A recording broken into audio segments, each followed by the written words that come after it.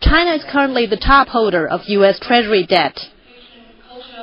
And I appreciate greatly the Chinese government's continuing confidence in United States Treasuries. Chinese President Hu Jintao met with new U.S. Secretary of State Hillary Clinton. On Saturday, they said they would advance their bilateral ties and share responsibility in the facing global challenges ahead. Wang Mangmang reports. This is the first face-to-face dialogue between President Hu Jintao and the new Obama administration. President Hu Jintao said relations are more important than ever with the financial crisis and other global challenges. He said the Chinese government has always seen this relationship from strategic, long-term perspective, and China is willing to work with the U.S. to strengthen ties. Hu Jintao said cooperation is also important on other international and regional issues, such as trade, anti-terrorism, law enforcement, energy, and the environment. He said he would like to invite President Obama to visit China and is looking forward to meeting him at the G20 London summit in April. Secretary of State Clinton said U.S.-China relations have entered a new era. She said the two countries share mutual interests on a wide range of issues, and the United States is willing to enhance collaboration.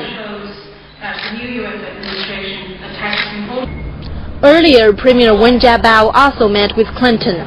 During their meeting, Premier Wen Jiabao said the past 30 years of China-U.S. relations have proved that cooperation is the only way to reach win-win solutions.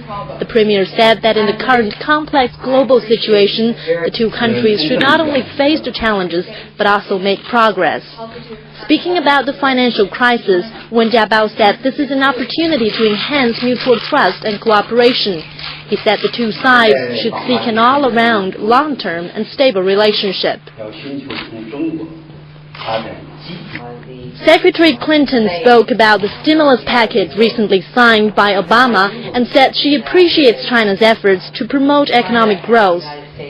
She said the United States is willing to make joint efforts with China against global challenges.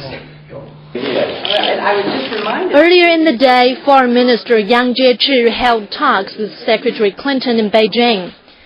They agreed that a positive and cooperative relationship is essential.